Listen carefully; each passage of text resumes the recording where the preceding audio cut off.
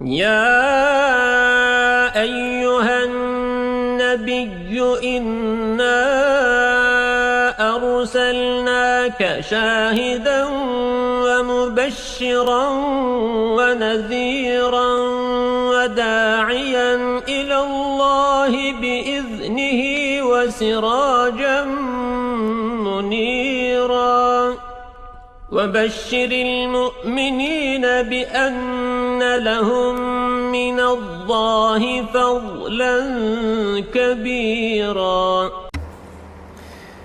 بسم الله الرحمن الرحيم. السلام عليكم ورحمة الله وبركاته. إن الحمد لله نحمده ونستعينه ونستغفره ونتوب إليه ونعوذ بالله من شرور أنفسنا ومن سيئات أعمالنا. من يهده الله فلا مضل له ومن يضلل فلا هادي له. أشهد أن لا إله إلا الله وحده لا شريك له وأشهد أن محمدا عبده ورسوله لا نبي بعده. اللهم إنا نسألك علما نافعا ورزقا طيبا وعملا متقبلا. اللهم آمين. Bismillahirrahmanirrahim. Segala puji bagi Allah Subhanahu wa taala dan juga selawat serta salam kepada Rasul kita Muhammad sallallahu alaihi wasallam.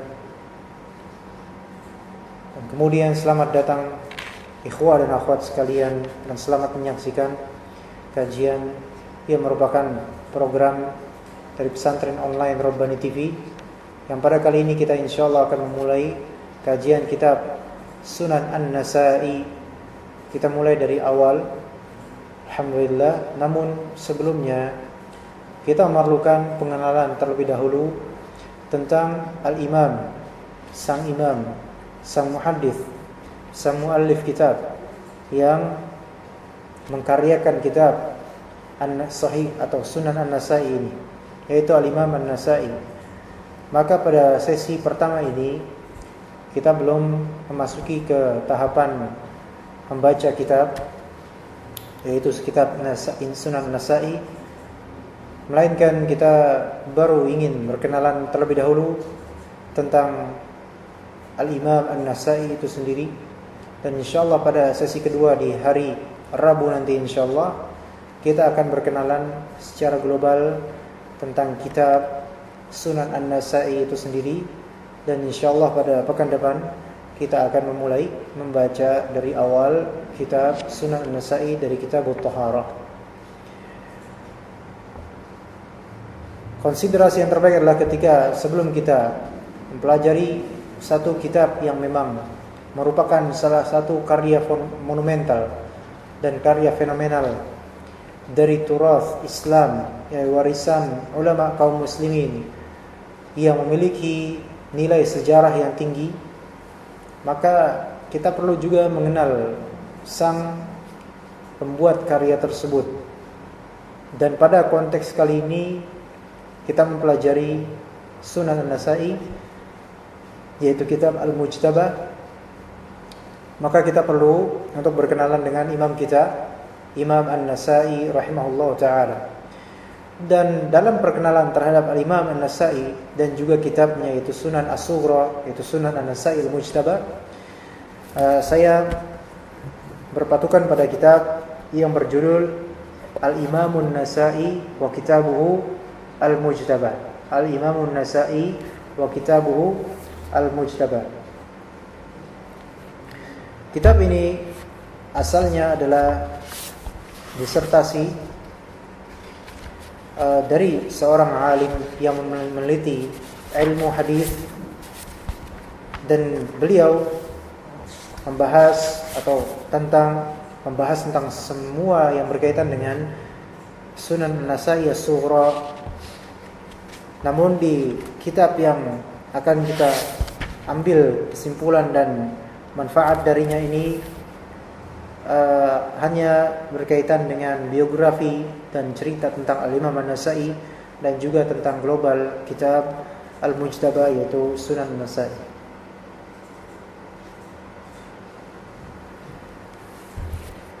Insyaallah kita akan memulai dari pengenalan terhadap Al-Imam An-Nasa'i ini, yaitu dari namanya. Pertamanya dari nama beliau rahimahullah. Dikatakan di sini oleh Dr. Umar, beliau bernama Ahmad, yaitu Ahmad bin Shu'aib bin Ali bin Sinan bin Bahar An-Nasa'i Al-Khurasani. Beliau adalah sahibus sunnah atau sahib as-sunan, yaitu pemilik kitab as-sunan. Yaitu Dr. Umar Aiman Abu Bakar di sini mengatakan beliau bernama Ahmad bin Shu'aib bin Ali bin Sinan bin Bahar An-Nasa'i Al-Khurasani. Beliau berasal dari negeri yang bernama Khurasan. Ini negeri besar, yang negeri besar Al-Khurasan ini di bawahnya ada beberapa cabang negeri. Di antara cabang negeri ini adalah negeri yang bernama An-Nasa. Jadi Nasa itu adalah sebuah kota yang mana Imam An-Nasa'i ini ternisbatkan kepadanya, yaitu An-Nasa'i nisbat kepada kota Nasa. Nah, kota Nasa itu adalah salah satu kota di negeri yang bernama Khurasan. Negeri Khurasan ini negeri yang sangat luas, yang di sampingnya ada negeri Iraq ketika itu, dan juga di samping lainnya ada negeri India, ya, berbatasan dengan Iraq dan India. Dan Khurasan ini memiliki beragam kota besar ketika itu yang masyhur sekali, dan di dalamnya tercetaklah ulama-ulama besar kaum muslimin. Di antara negeri dalam atau di antara kota-kota dalam Khurasan yaitu Nisabur atau disebut Nisabur. Kemudian ada juga kota bernama Harat. Ada Abu Dzar Al-Harawi berasal dari Harat. Kemudian ada juga nama kota Marwa atau Maru. Di sini nanti ada orang atau ulama disebut Al-Marwazi. Al-Marwazi berasal dari Marwa. Kemudian ada Balkh atau Balkh di dalam Khurasan. Juga ada nama kota Taliqan. Juga ada nama kota Sarakhs atau ada yang menyebutnya Sarkhas. Baik Sarakhs atau Sarkhas. Kedua-duanya maksudnya sama, yaitu nama kota dalam negeri Al-Khurasan. Dikatakan di sini oleh Syekh Umar, ya, Aiman Abu Bakar hafizahullah, dikatakan setelah tadi kita berkenalan dengan nama Ahmad beliau, dikatakan oleh beliau, amma kunyatuhu, adapun kunyah beliau yaitu julukan beliau, ya, fahuwa atau di sini kunyah yaitu nama yang dengan adanya abu atau ummu atau am dan lain-lain. Nama kunyah beliau Abu Abdurrahman. Jadi Abu Abdurrahman Ahmad bin Shu'aib. Abu Abdurrahman Ahmad bin Shu'aib. Wa hiya allati yu'abbaru biha an nafsihi fi jami'i kutubihi. Imam An-Nasa'i mengkunyahkan dirinya dengan Abu Abdurrahman di setiap kitab-kitab karya beliau. Ya, jadi beliau sendiri memberikan kunyah pada dirinya Abu Abdurrahman Ahmad bin Shu'aib, yaitu Abu Abdurrahman. Jadi beliau lah yang memberikan kunyah itu di setiap buku-bukunya, beliau sendiri. Mithluhu fi dzalika Abu Abi Isa At-Tirmidzi ma'a anni lam aqif ala waladin lahu ismuhu Abdurrahman. Begitu juga seperti imam besar lainnya yang kita kenal dengan At-Tirmidzi rahimahullah. At-Tirmidzi di setiap kitab-kitabnya menulis nama kunyah beliau, yaitu Abu Isa. Oleh karena itu At-Tirmidzi dikenal juga dengan nama Abu Isa, nama kunyahnya. Dan Syekh Umar berkata, ma'a anni lam aqif ala waladin lahu ismuhu Abdurrahman. Padahal saya sendiri belum pernah menemukan data bahwasanya beliau mempunyai anak bernama Abdurrahman. Itu kata Syekh Umar di dalam kitabnya. Walakin, tetapi kata Syekh, adamu dzikri dzalika dhimni aw auladihi la ya'ni bid-darurati adamu wujudihi. Tetapi ketiadaan penyebutan itu, yaitu beliau punya anak bernama Abdurrahman, ya, maksudnya beliau atau dalam sejarah tidak dikenal beliau punya anak bernama Abdurrahman. Ada anak-anak beliau banyak, tapi tidak ada yang disebutkan bernama Abdurrahman. Tidak berarti bahwasanya beliau pasti tidak memiliki anak bernama Abdurrahman. Jadi siapa tahu beliau memang punya anak namanya Abdurrahman, namun memang tidak tercatat dalam sejarah. Wallahu a'lam. Wa khasatan, dan lebih khusus, idza alimna, jika kita tahu, anna an-Nasa'iyya kana mukthiran min az-zawaj, bahwa Imam An-Nasa'i ini termasuk orang yang memperbanyak pernikahan. Maksudnya beliau nikah itu fakana lahu arba'u zawjat. Fakana lahu arba'a zawjat, ya, beliau memiliki 4 istri dan banyak anak tentu saja dengan 4 istri itu. Jadi mungkin saja memang dalam sejarah tidak tercatat ada seorang anak beliau dari antara 4 istri itu bernama Abdurrahman. Tetapi realita mungkin saja ada bernama Abdurrahman namun tidak tercatat. Wallahu a'lam. Ala kulli hal, kita sekarang sudah mengetahui nama beliau aslinya Ahmad, ya, Ahmad bin Syuaib, dan kunyah beliau, ya, adalah Abu Abdurrahman. Abu Abdurrahman Ahmad bin Syuaib An-Nasa'i rahimahullah ta'ala.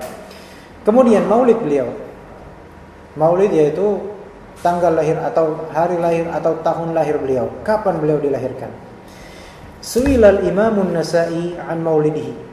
Imam An-Nasa'i ditanya tentang kapan beliau lahir.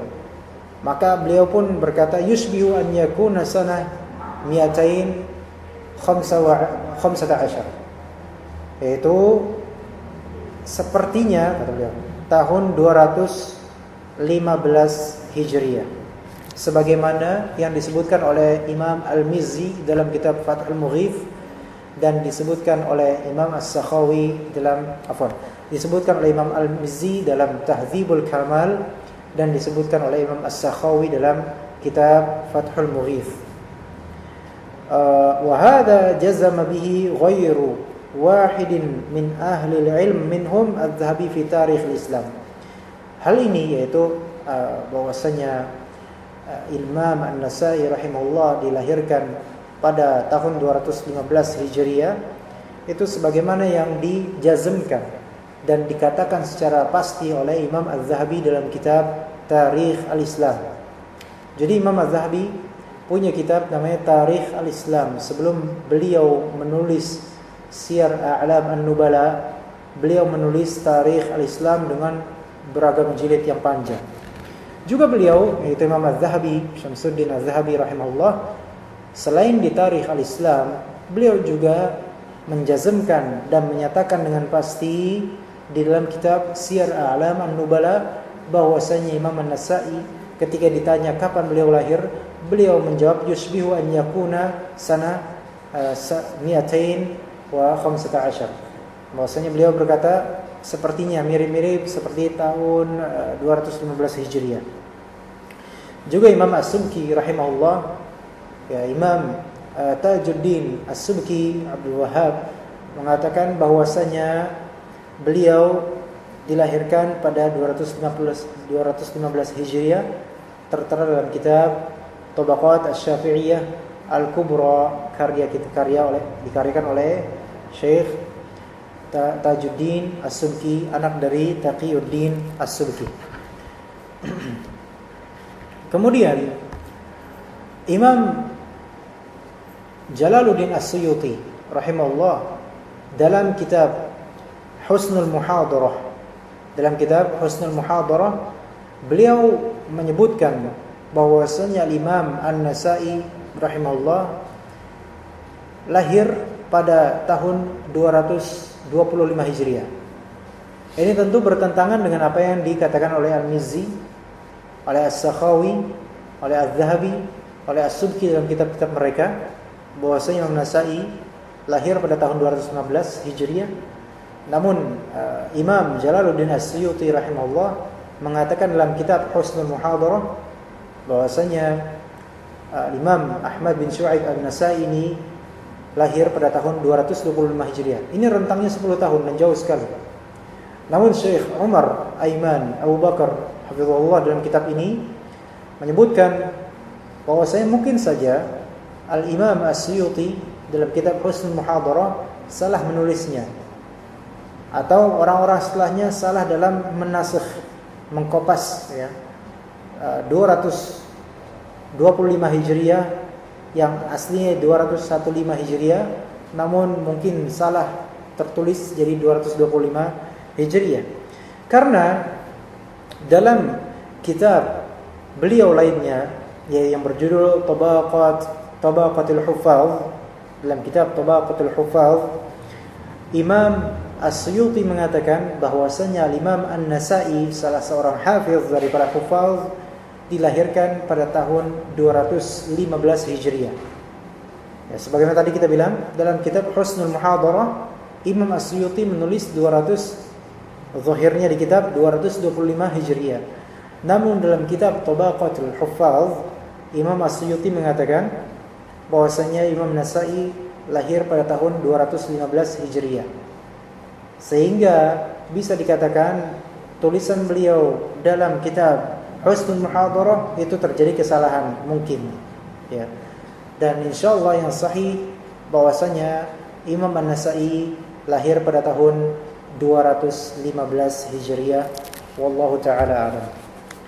Baik, kemudian kita akan bercerita sedikit tentang perkembangan Al-Imam Ahmad, yaitu Abu Abdurrahman An-Nasa'i ini, perjalanan mencari ilmunya beliau rahimahullahu taala. Dikatakan oleh Syekh Umar Aiman Abu Bakar, nasha'a An-Nasa'i nash'atan salihatan bitaufiqin min Allah thumma bi'tina'i ahlihi wa masyayikhihi. Imam An-Nasa'i rahimahullah tumbuh dengan pertumbuhan yang baik, ya, tumbuh dengan pertumbuhan yang baik dengan taufik dari Allah Subhanahu wa taala, kemudian dengan bantuan dan sokongan motivasi dari keluarganya dan para gurunya. Tapi ini penting, pelajaran yang sangat penting. Banyak dari para ulama, mereka tumbuh berkembang dari dukungan keluarganya terlebih dahulu sebelum guru-gurunya. Imam Asy-Syafi'i walaupun hanya ibunya sendiri, namun belum usia 10 tahun sudah menghafal Al-Quran. Ya, jadi ibunya sendiri memotivasi Imam Asy-Syafi'i untuk belajar. Dan itulah para ulama. Ibnu Jarir At-Tabari wafat 310 Hijriah, seorang ahli tafsir besar, pemilik kitab tafsir At-Tabari. Beliau mempunyai seorang ayah. Ayah Imam At-Tabari dahulunya adalah orang yang benar-benar pengen menjadi ulama.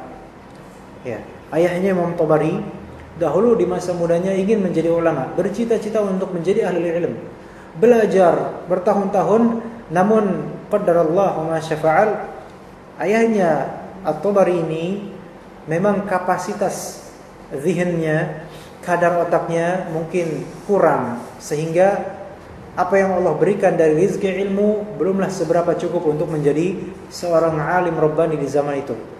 Namun ayahnya ini sudah berusaha. Ketika ayahnya ini menyadari bahwasanya seperti memang kapasitas saya belum cukup, tidak bisa untuk menjadi seorang alim, maka beliau pun bercita-cita agar anaknya lah yang insyaallah menjadi seorang alim di tengah kaum muslimin. Maka apa yang beliau lakukan? Ayahnya Imam Tabari ini pun kemudian berdagang, mencari penghasilan yang murni halal. Tidak mau setetes pun dari air yang dia berikan kepada anaknya, atau secuil makanan pun dari yang dia berikan kepada anaknya, kecuali harus dari usaha yang halal. Maka berdaganglah dan berusahalah bapaknya itu, dan kemudian dia doakan anaknya supaya berkah, dan inilah hasil dari perjalanan berkah. Kemudian anaknya pun menjadi anak yang berkah, cerdas, dan menjadi seorang imam. Imamnya para imam tafsir, gurunya para mufassirin, imam dalam bidang tafsir, imam dalam bidang sanad dan hadis, imam dalam bidang fiqih, imam dalam bidang bahasa. Itulah Ibnu Jarir, Abu Ja'far Ibnu Jarir At-Tabari. Dan ini keluarganya sangat mendukung, ya, keluarganya sangat mendukung, terutama bapaknya dan kemudian para masyayikhnya. Itulah yang terjadi pada kehidupan Imam An-Nasa'i rahimahullah. Keluarganya sangat mendukung beliau. Kemudian para masyayikhnya juga sangat mensupport beliau untuk menjadi seorang alim. Dan dikatakan oleh Syekh Umar, wa kana al-mujtama'ul islamiyyu an dzaka mujtama'an mubarakan yakthuru fihi ahlul ilmi wal khairi was salah. Ketika itu mujtama', yaitu environment, yaitu lingkungan masyarakat di zaman itu, yaitu di era 3 Hijriah, adalah mujtama' yang diberkati, yaitu masyarakat yang diberkati. Kenapa? Yaktsuru bihi ahlul ilmi wal khairi was salah. Banyak di zaman itu orang-orang ahlul ilm, para ahlul ilm, para ulama itu banyak ketika itu. Juga orang-orang yang khair, orang-orang yang baik dan orang-orang yang saleh. Banyak di zaman itu mereka orang-orang yang berilmu dan saleh. Sehingga tidak heran kemudian menelurkan di zaman itu, di generasi itu banyak sekali para ulama di antara Imam An-Nasa'i. Jadi faktor keluarga, faktor para guru dan faktor lingkungan di zaman itu membuat Imam An-Nasa'i tercetaklah dia. Walhamdulillahirabbil alamin. Fa talaba al-ilmi wa huwa shaghir. Maka Imam An-Nasa'i pun mencari ilmu ketika beliau masih kecil. Jadi memang sejak kecil Imam An-Nasa'i ini sudah rajin menuntut ilmu, memiliki kegigihan khusus untuk menuntut ilmu, terutama ilmu hadis. Urifa dzalika min khilali rihlatihi ila Qutaibah bin Sa'id. Diketahui tentang awalnya dia menuntut ilmu dari kecil ketika dia mengawali rihlahnya untuk mencari ilmu secara serius ke luar negerinya menuju ke tempatnya Qutaibah bin Sa'id yang di luar negeri Khurasan. Itu di tahun 230 Hijriah. Jadi beliau memulai rihlahnya ke luar negerinya 230 Hijriah. Dan kita tahu beliau lahir pada tahun 215 Hijriah. Ini berarti beliau rihlah menuju kota lain atau negeri lain ketika beliau berusia 15 tahun. Ya, ketika itu usia beliau 15 tahun. Dan kemudian beliau bermukim bersama dengan Qutaibah bin Sa'id yang merupakan ulama besar pada zaman itu selama 1 tahun 2 bulan. Jadi 1 tahun 2 bulan menjadi santrinya Qutaibah bin Sa'id rahimahullah ta'ala. Oleh karena itu dalam kitab As-Sunan Al-Kubra dan juga kitab As-Sunan As-Sughra itu Al-Mujtaba karya Imam An-Nasa'i semuanya banyak sekali kita jumpai atau bahkan mayoritas riwayat sanad hadisnya beliau kebanyakan dari Qutaibah bin Sa'id atau di antaranya Qutaibah bin Sa'id karena beliau bermulazabah dengan Qutaibah bin Sa'id di sisinya guru tersebut. Namun itu ketika beliau masih berusia 15 tahun sehingga beliau banyak menghafalkan sanad dari Qutaibah bin Sa'id sejak usia belia 15 tahun. Ibarat kalau sekarang anak usia belia yaitu SMP misal 12 tahun sudah dikirim ke pesantren misalnya, atau 15 tahun 16 tahun SMA dikirim ke pesantren untuk belajar kepada para asatidzah di pesantren tersebut. Maka sejak awal mula yaitu awal usia baligh atau sejak kecil sudah digembleng untuk belajar tentang ilmu agama. Namun perbedaannya adalah dikala zaman Imam An-Nasa'i yaitu 3 Hijriah ketika itu di awal-awal 200-an Hijriah, lingkungan ketika itu tentu berbeda dengan lingkungan sekarang, sehingga penjagaan ketika itu lebih aman daripada sekarang. Betapa banyaknya kalau sekarang lulusan pesantren, lulus dari pesantren selesai, tidak ada kemudian dia condong ke agamanya. Adapun kalau di zaman itu lebih terjaga daripada apa yang terjadi sekarang. Namun bukan berarti jika seorang alim atau seorang yang memiliki anak di pesantren berputus asa, melainkan kita terus mendoakan sebagaimana para ulama dan para orang-orang solehin mendoakan anak-anaknya untuk terus menjadi ulama. Walhamdulillahirabbil alamin. Dan juga dikatakan oleh Syekh Umar, wa ma'lumun annahu lam yarhal ila Qutaibah illa ba'da an talaqqa al-ulum ad-daruriyyah min qira'atin wa kitabatin wa hifdzil Qur'an. Dan diketahui, maklum, masyhur bahwasanya Imam An-Nasa'i tidak rihlah, tidak pergi, tidak beranjak safar ke negerinya Qutaibah bin Sa'id kecuali setelah Imam An-Nasa'i kecil ini, yang muda ini belia, setelah bertalaqi ilmu-ilmu yang wajib diketahui sebelum rihlah dari qiraah, baca, kitabah, nulis khat, kemudian hifdzul Quran, menghafal Quran. Jadi beliau itu sudah memiliki alat dan perbekalan yang bagus sebelum beliau pergi safar ke tempatnya Qutaibah bin Sa'id rahimahullah ta'ala. Jadi di negaranya, di negara Nasa atau Khurasan, di negara Nasa itu banyak sekali masyayikh, dan beliau berguru kepada guru-gurunya di Nasa sebelum beliau berguru serius kepada guru-guru di luar negerinya. Sehingga ketika dirasa sudah bagus peralatannya, ilmu-ilmunya, yaitu sudah cukup untuk mencari ilmu keluar, maka beliau pun memutuskan diri untuk rihlah, untuk mencari ilmu ke luar negeri. Baik, rihlah dalam talabul ilm di zaman beliau dikatakan oleh Syekh Umar dan juga para ulama lainnya, yu'tabaru al-'asr alladhi 'asha fihi an-Nasa'i rahimahullah wa huwa al-qarn ats-tsalits al-hijri al-'asr adh-dhahabi, yaitu al-'asr adh-dhahabi binisbati li sunnati Nabi sallallahu alaihi wasallam. Fa hadzal qarn tamayyaza bil iqbal asy-syadid ala sunnati Nabi sallallahu alaihi wasallam wa khidmatiha jam'an wa tahriran wa ta'lifan. Baik. Zamannya Imam An-Nasa'i ini yaitu zaman di abad ketiga Hijriah, tahun 200-an Hijriah. Nah, zaman ini yaitu abad ketiga Hijriah itu disebut oleh para ulama sebagai al-'asr adz-dzahabi, yaitu zaman keemasan. Ya, berarti ini adalah golden age-nya. Golden age ditinjau dari sisi sunnah nabawiyah. Maksudnya apa?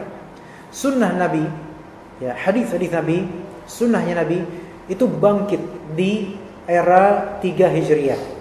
Imam Ahmad wafat pada tahun berapa? Wafat pada tahun 241 Hijriah. Itu era 3 Hijriah. Imam Bukhari wafat pada tahun 256 Hijriah, 3 Hijriah. Imam Muslim wafat pada tahun 261 Hijriah, 3 Hijriah. Imam At-Tirmidzi, Imam Abu Dawud, Imam An-Nasa'i hidup di zaman 3 Hijriah. Imam Ibnu Majah di zaman 3 Hijriah. Dan para imam lain yang belum saya sebutkan, mayoritas mereka yang paling masyhur berada di zaman 3 Hijriah. Maka memang di 3 Hijriah itu kebangkitan besar-besaran sunnah nabawiyah, sehingga banyak sekali kitab-kitab induk yang sekarang masih ada, alhamdulillah, kitab turath Islami itu sejak zaman 3 Hijriah. Seperti Sahih Bukhari, cetakan atau produksi 3 Hijriah, yaitu orang yang hidup di 3 Hijriah. Kemudian Imam Ahmad, Musnad Ahmad, Imam Muslim, dan para kutubus sunan. Juga mereka ada produk orang-orang di generasi 3 Hijriah. Walillahilhamd. Maka pada 3 Hijriah ini adalah kita sebut sebagai al-'asr adz-dzahabi. Jadi para ulama hadis menyebutnya sebagai al-'asr adz-dzahabi, yaitu golden age, yaitu zaman keemasan sunnah nabawiyah, karena bangkitnya para ulama untuk menggenggam dan kemudian menyebarkan sunnah nabawiyah lebih besar daripada generasi sebelumnya. Walillahil hamd. Jadi para kaum muslimin di zaman 3 Hijriah itu, mereka menerima info tentang sunnah nabawiyah lebih besar daripada sebelumnya. Kemudian ulama-ulama dan para tulabul ilm di zaman 3 Hijriah itu, mereka berkhidmat untuk menegakkan sunnah nabawiyah, sehingga berefek pada zaman-zaman setelahnya, karena mereka menulis kitab-kitab. Oleh karena itu, di antara khidmat mereka adalah menjamak, yaitu mengumpulkan sanad-sanad dan hadis-hadis dari beragam guru, dari ratusan guru mereka kumpulkan, menjamak, kemudian mentahrir. Mereka juga meneliti sanad-sanad dan matan-matan hadis, dan mereka juga mentaklif, yaitu mereka menulis kitab-kitab induk yang kemudian menjadi kitab-kitab yang legendaris.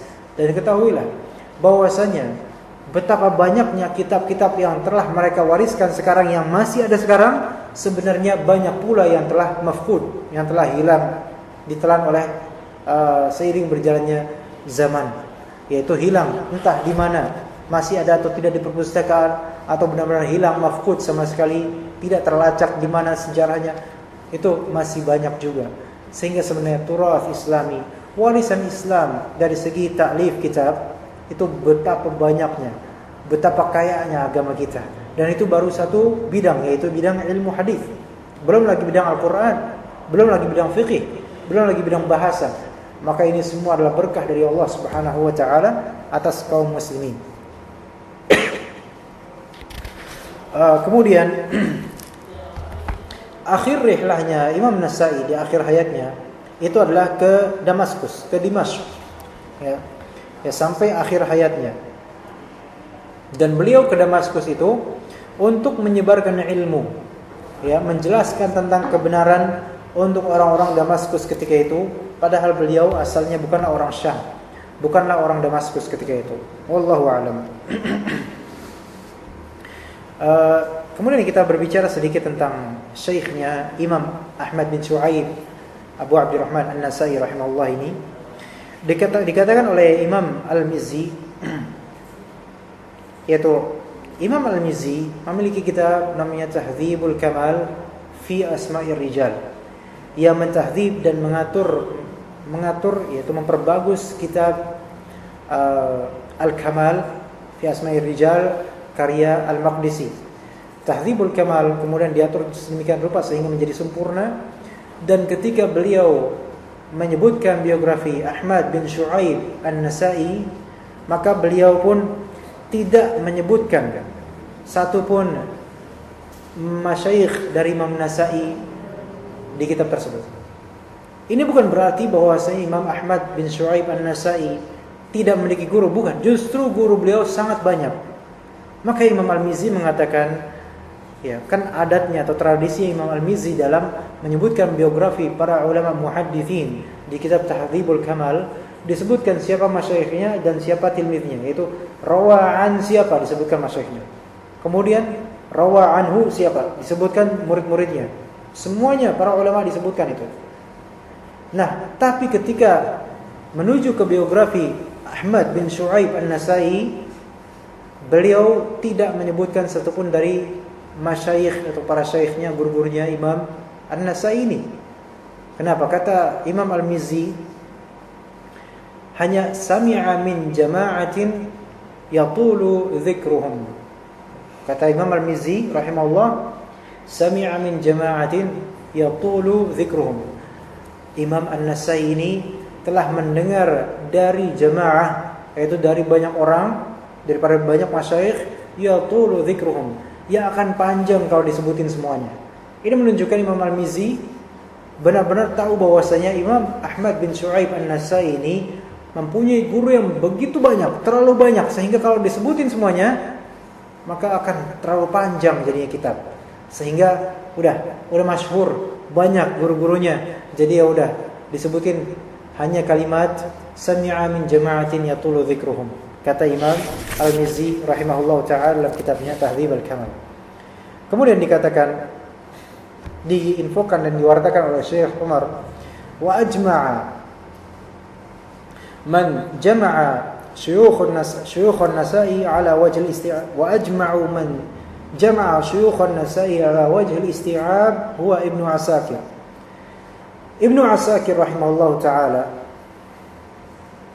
dalam kitab tarikhnya menyebutkan, yaitu dalam kitab Mu'jam, menyebutkan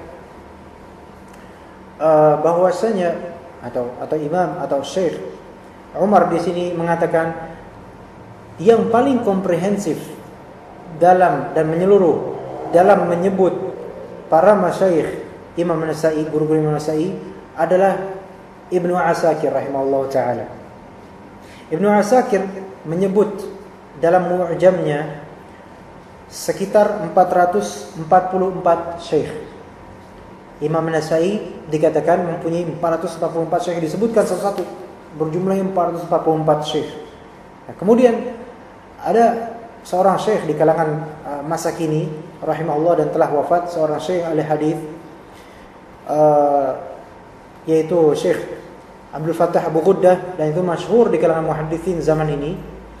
Syekh Abdul Fattah memberikan istidrak, yaitu tambahan bahwasanya ada yang kurang 3 dari masyayikh An-Nasai yang belum disebutkan oleh Ibnu Asakir dalam Mu'jamnya, sehingga jumlahnya kata Syekh Abdul Fattah Abu Ghuddah 447 masyayikh. Taib. Kemudian dirinci oleh para ulama. Kita tahu bahwasanya sebelumnya kita tahu bahwasanya Imam An-Nasa'i punya kitab As-Sunan Al-Kubra dan punya kitab As-Sunan As-Sughra. As-Sunan Al-Kubra ini kitab beliau jauh lebih panjang daripada As-Sunan Al-Kubra. Yang akan kita pelajari dari kajian-kajian ini insyaallah adalah kitab As-Sunan As-Sughra yang disebut dengan kitab Al-Mujtaba. Al-Mujtaba. Itu yang akan kita pelajari. Jadi ada kitab beliau punya As-Sunan Al-Kubra dan As-Sunan As-Sughra. Yang akan kita pelajari adalah As-Sunan As-Sughranya. Yang As-Sunan As-Sughranya juga panjang sekali ribuan hadis, lebih-lebih As-Sunan Al-Kubra. Baik. Nah, dirinci kemudian diteliti oleh para ulama satu persatu.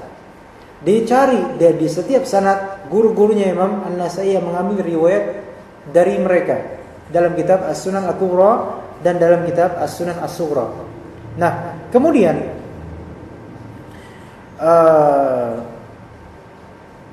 jumlah syekh dalam kitab As-Sunan As-Sughra yang tidak ada pada As-Sunan Al-Kubra adalah 112.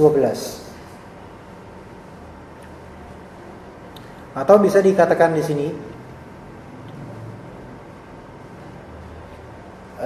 adadu syuyukhi fil mujtaba, dalam Sunan As-Sughra ada 335 syekh. Ya. Dalam Sunan kita belajar nanti insyaallah Sunan yang Sughra. Kitab Al-Mujtaba Syekh An-Nasa'i rahimahullah.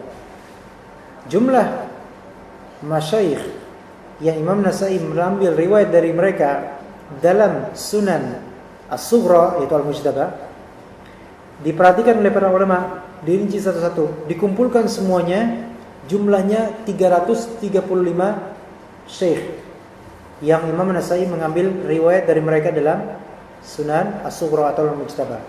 Baik. Dan kemudian para ulama pun meneliti kitab As-Sunan Al-Kubra yang jauh lebih panjang daripada kitab As-Sunan As-Sughra. Dalam kitab As-Sunan Al-Kubra setelah diteliti ternyata ada 112 syekh yang tidak terdapat dalam Sunan As-Sughra. Jadi ada As-Sunan Al-Kubra, ada As-Sunan As-Sughra. Kalau As-Sunan As-Sughra, total masyayikh yang Imam Nasa'i mengambil riwayat dari mereka totalnya adalah 335 syekh. Adapun kalau misalnya As-Sunan Al-Kubra yang lebih panjang dari As-Sunan As-Sughra, ternyata ada para masyayikhnya Imam Nasa'i dalam Sunan Al-Kubra yang tidak tertera dalam Sunan As-Sughra. Jumlah para masyayikh yang tersisa ini adalah 112. Sehingga jika ditotalkan 335 jumlah di As-Sughra ditambah dengan sisanya yang belum tercantum yang ada di Sunan Al-Kubra 112, total semuanya 447 syekh. Jadi 447 syekh ini adalah gurunya Imam Nasa'i yang tertera di As-Sunan Al-Kubra dan As-Sunan As-Sughra. Sehingga kalau misalnya kita berguru pada beberapa orang sekarang, selama kita dari SD, SMP, SMA, kemudian kuliah, belum lagi ta'lim yang di luar kelas, di luar sekolahan, jumlah guru kita nggak sampai 100 mungkin. Tapi kalau ini Imam An-Nasa'i dalam Sunan Al-Kubra dan Sunan As-Sughra mencapai 447 syekh. Masya Allah. Inilah beliau rahimahullah ta'ala. Dan beliau untuk menggapai semua syekh itu memerlukan rihlah yang panjang ke beragam kota. Subhanallah, kekuatan yang Allah berikan kepada Imam An-Nasa'i. Oleh karena itu, kitab yang akan kita pelajari bukanlah kitab sembarangan. Yang insyaallah kita akan mereview apa sih kitab As-Sunan As-Sughra, apa sih kitab Al-Mujtaba, insyaallah pada pertemuan berikutnya di hari Rabu nanti. Adapun yang pada hari ini kita hanya membahas tentang Imam An-Nasa'i-nya sendiri. Tapi kemudian pujian para ulama terhadap Al-Imam Ahmad bin Syu'aib An-Nasai rahimahullah ta'ala. Dalam kitab Ma'rifatu Ulumil Hadith karya Imam Abu Abdullah Al-Hakim rahimahullah ta'ala, gurunya Imam Al-Baihaqi, Imam Al-Hakim berkata, sami'tu Aba Ali Al-Hafidh, yaitu Al-Husain bin Ali, ghairu marratan yadhkuru arba'atan min a'immatil hadithi fayabda'u bi Abi Abdurrahman. Kata Imam Al-Hakim rahimahullah, saya telah mendengar Abu Ali, yaitu Syekh Al-Husain bin Ali, tidak sekali beliau menyebut, tidak sekali beliau menyebut 4 dari imam hadis terbesar, yaitu Al-Husain bin Ali, Syekh Al-Husain bin Ali Al-Muhaddits seringkali menyebutkan 4 imam hadis terbesar. Fayabda'u bi Abi Abdurrahman.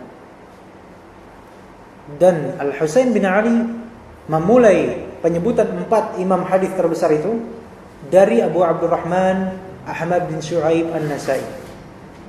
Ini menunjukkan di antara ulama ahli hadis, di antara mereka ada yang mentafdil dan mendahulukan Imam An-Nasai dibandingkan dengan imam lainnya. Itu merupakan bentuk pujian terbesar bagi ahli hadis. Itu sebagaimana dikatakan oleh Imam Abu Abdullah Al-Hakim rahimahullah dalam kitab Ma'rifati Ulumil Hadith, dan juga disebut dalam kitab At-Taqyid Al-Idah, dan juga disebutkan oleh Al-Mizzi dalam kitab Tahdzibul Kamal fi Asma'ir Rijal. Kemudian Ibnu Adi memiliki kitab khusus untuk menjabarkan tentang para perawi yang dhaif, yaitu du'afa. Kitab beliau berjudul Al-Kamil fi Du'afa karya Ibnu Adi rahimahullah ta'ala. Ibnu Adi berkata, sami'tu Mansur Al-Faqih wa Ahmad bin Muhammad bin Salamah At-Tahawi yaqulan. Saya pernah mendengar Mansur Al-Faqih dan Ahmad At-Tahawi berkata, mereka berdua berkata, Abu Abdurrahman An-Nasai imamun min a'immatil muslimin. Abu Abdurrahman An-Nasai imamun min a'immatil muslimin. Ini sebagaimana yang dikatakan oleh Ibnu Adi dalam kitab Al-Kamil fi Du'afa, bahwasanya Mansur Al-Faqih dan Ahmad bin Salam atau Ahmad bin Muhammad bin Salam At-Tahawi, mereka berkata, merekomendasikan bahwasanya Abu Abdurrahman An-Nasai adalah seorang imam dari para imam ahli hadis, imam muslimin. Kemudian dikatakan pula oleh para imam lainnya, di antaranya Imam Al-Mizzi dalam kitab Tahdzibul Kamal jilid pertama, dikatakan bahwasanya Imam An-Nasai ini adalah ahadul a'immati al-mubarrizin atau al-mubrazin wal hufaz al-mutqinin wal a'lam al-mashhurin. Imam Ahmad bin Shu'aib An-Nasai adalah salah satu dari para imam yang tampak menonjol, beda dengan lainnya. Kalau bahasa Inggrisnya itu outstanding, beda dengan imam lainnya. Jadi tidak semua imam, tidak semua alim itu menonjol. Ada alim yang memang memiliki spek yang lebih tinggi daripada imam lainnya. Dan di antara yang memiliki spek yang lebih tinggi, spesifikasi yang lebih tinggi adalah Imam Ahmad bin Shu'aib An-Nasai. Dan beliau tergolong di antara para hafiz yang mutqin, yaitu hafiz yang mutqin adalah hafiz hadis, hafal ratusan ribu hadis, dan dia mutqin, benar-benar itqan dalam menghafal hadis-hadisnya. Juga termasuk kata Imam Al-Mizzi al-a'lam al-mashhurin, nama-nama yang masyhur di kalangan kaum muslimin. Jadi tidak ada yang tidak kenal dengan Abu Abdurrahman Ahmad bin Shu'aib An-Nasai. Imam Adz-Dzahabi dalam kitab As-Siyar, yaitu Siyar A'lam An-Nubala jilid ke-14 mengatakan, Imam An-Nasai adalah al-Imam al-Hafiz al-Thabat Syekhul Islam Naqilul Hadith. Bahwa Imam An-Nasai adalah seorang imam, seorang hafiz, seorang yang benar-benar kokoh hafalannya dan juga manhajnya. Dan beliau adalah seorang Syekhul Islam, yaitu salah satu pembaharu dan salah satu ulama besar hadis, sehingga membangkitkan Islam sebagaimana asal mulanya, dan seorang naqilul hadis, seorang kritikus ahli hadis. Jadi ada juga di antara para ulama ahli hadis yang mencapai derajat naqidul hadis, yaitu kritikus ahli hadis. Seorang kritikus ahli hadis yaitu tidak hanya memahami basic ilmu hadis tentu saja, melainkan dia mengerti rijal, dia mengerti ilal, ilmu ilal, kecacatan dalam hadis yang memang itu hanya dimiliki oleh para ulama yang memiliki basir dalam ilmu hadis dan memiliki hafalan yang tinggi baik terhadap sanad, baik terhadap matan, ataupun tentang keadaan-keadaan para rijal hadis dalam sanad-sanad yang beragam. Maka hal tersebut bukanlah hal yang mudah, dan tidak semua ulama memiliki kapabilitas dalam ilmu ilal. Karena ilmu ilal ini adalah qimmatu ilmu hadis, puncaknya ilmu hadis, yang mana jika seseorang telah mencapainya maka dia sudah menjadi imam besar. Imam besar di antara Imam Nasa'i rahimahullahu taala. Dan kritikan Imam Nasa'i terhadap hadis ataupun terhadap rijal hadis itu adalah kritikan yang mu'tabar. Ya, sebagaimana Imam Al-Bukhari juga mu'tabar, dan para imam lainnya dari para imam naqidul hadis, maka mereka mu'tabar seperti Yahya bin Ma'in, Imam Ahmad bin Hanbal rahimahumullah taala. Mereka semua adalah para kritikus hadis yang dengan adanya mereka maka alhamdulillah hadis-hadis banyak terselamatkan, walillahil hamd. Dan kitab Sunan An-Nasa'i As-Sughra yaitu Al-Mujtaba ini, banyak para ulama mendahulukan kitab Al-Mujtaba ini dibandingkan dengan kitab sunan lainnya. Bahkan di antara ulama ada yang mengedepankan kitab Sunan An-Nasa'i Sughra ini dibandingkan dengan Sahih Muslim. Dan insyaallah nanti akan kita bahas pada pertemuan berikutnya tentang keutamaan Sunan An-Nasa'i Sughra ini. Kemudian Imam Al-Hafidh Abul Fida Ibnu Katsir rahimahullah taala dalam kitab Al-Bidayah wan Nihayah, dalam kitab Al-Bidayah wan Nihayah jilid ke-11, beliau berkata, Al-Imam Abu Abdurrahman Ahmad bin Shu'aib An-Nasa'i adalah al-imamu fi asrihi, adalah seorang imam di zamannya, al-muqaddam ala adrabihi. Imam Nasa'i ini adalah imam yang didahulukan dibandingkan dengan para imam yang semisalnya, yaitu yang ditampilkan dahulu, yaitu diutamakan daripada yang semisal beliau dari para imam. Wa ashkalihi, dan juga yang seperti beliau. Wa fudula'i dahrihi, wa fudula'u dahrihi, dan beliau adalah orang yang paling utama di zamannya beliau. Baik. Banyak sekali pujian-pujian para ulama ahli hadis terhadap al-Imam An-Nasa'i rahimahullah taala, dan di antaranya adalah Imam Ad-Daraqutni. Imam Ad-Daraqutni, Abul Hasan Ad-Daraqutni, pemilik kitab Sunan Ad-Daraqutni, dan di antara ulama imam, para imam dalam bidang ilmu ilal hadis yang tadi saya sebutkan, Imam Abul Hasan Ad-Daraqutni. Ada seorang imam lainnya, Abu Abdurrahman As-Sulami, bertanya kepada Imam Abul Hasan Ad-Daraqutni, "Idza haddatsa Muhammad bin Ishaq bin Khuzaimah wa Ahmad bin Shu'aib An-Nasa'i, man tuqaddimu minhuma?" Wahai Syekh Abul Hasan Ad-Daraqutni, kalau misalnya ada seorang Ibnu Khuzaimah, Muhammad bin Ishaq Ibnu Khuzaimah, kemudian ada Ahmad bin Shu'aib An-Nasa'i memberikan hadis, siapa dari kedua itu yang engkau utamakan wahai Syekh Abul Hasan Ad-Daraqutni? Maka Ad-Daraqutni berjawab, An-Nasa'i. Imam An-Nasa'i lebih didahulukan daripada Imam Ibnu Khuzaimah. Kenapa? Li'annahu asnadu ala anni, li'annahu asnad, karena beliau lebih memegang dalam soal sanad. Ala annani la uqaddimu ala An-Nasa'i ahada. Saya, kata Abul Hasan Ad-Daraqutni, tidak mendahulukan siapapun sebelum Imam An-Nasa'i.